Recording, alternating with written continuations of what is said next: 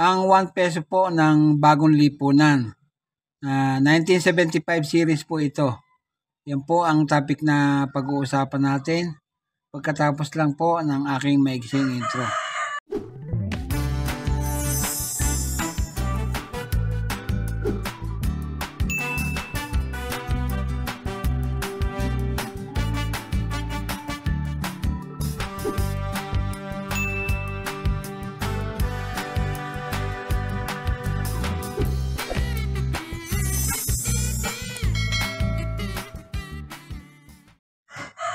Magandang araw sa inyong lahat, lalo na sa aking mga kabarya at kapwa-kolektor, lahat ng senior citizen at mga silent viewer, maging sa mga kaibigan natin dyan.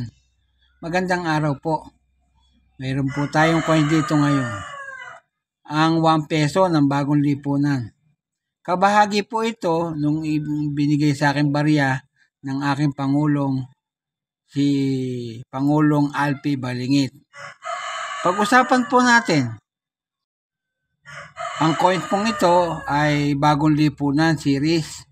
1975 po ang petsa ng umpisa ng kanyang pagkakagawa. Sa obverse na bahagi po ay makikita natin ang coat of arms ng Pilipinas. Yan po. Meron pong script na nakasulat. Yon, ang bagong lipunan. Tapos po sa magkabilang gilid, hinati yung petsa ng pagkakagawa niya. 1981.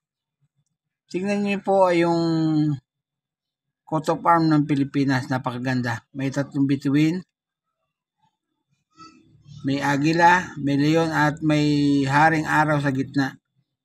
Tapos sa ibaba po, nakasulat yung Bangko Sentral ng Pilipinas. Yan po. Ang translation po niyan ay New Society, Central Bank of the Philippines.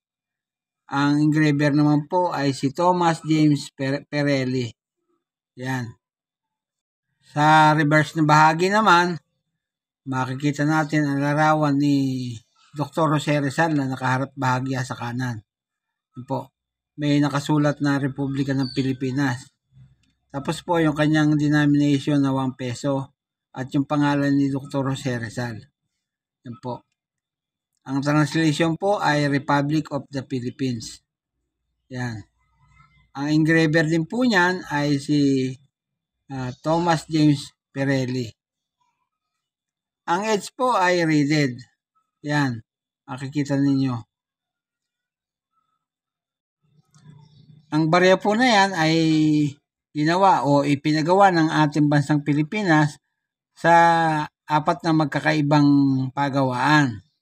Una po sa Denver, sa United States Mint of Denver.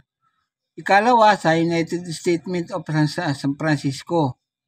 Ikatlo sa Franklin Mint sa Wawa, Pennsylvania, United States. Tapos po yung huli sa BSP, Security Plant Complex sa Quezon City. Yan po ang mga pagawaang pinagpagawaan yan. Tulad po ng alam natin lahat, yung pera na yan ay nanggaling sa ating mahal na bansang Pilipinas. Ang period, Republic, magbuhat 1946 hanggang sa kasalukuyan. Standard circulation coin po yan. Ang taon, nag-umpisa ng 1975 hanggang 1982. Pero yung barya natin ay 1981. Yan, makikita po ninyo. 1981, yan po. Ang value niya, 1 peso. Ang currency po, piso. Ang composition, copper nickel. Tumitimbang po ng 9.5 grams at may diameter na 29 mm. Ang kapal po, 1.9 mm. Yan. Hubog ay bilog. Milled ang technique na ginamit at medal alignment ang orientation. Na-demonetize na po yan noong January 2, 1998. Pero nag-iwan ng number na N number 3748 at reference number na KM number 209, school number 67. Alamin naman natin ang kanyang presyo dito sa Numista. Sa ganyang klase ng barya, magbuhat po 1975 hanggang 1982 ay may mga presyo na po. Pero ang babanggitin ko lang po ay yung sa 1981. Yan po. Noong 1981, ang ginawa pong barya, ang bilang ay 7,944,000.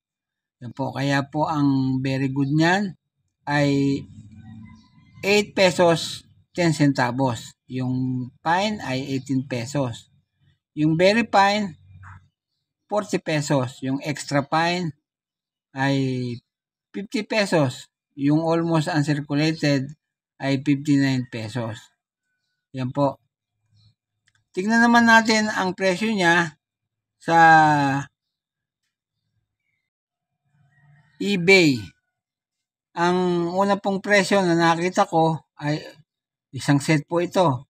Piso, 25, G's, 5 at isang pera. Yan po magkakasama. Ang presyo po niyan ay $8.99. Yan po. Yun naman pong isa na ang petsa ay 1975 lahat. Nagkakahalaga po ng $15.29.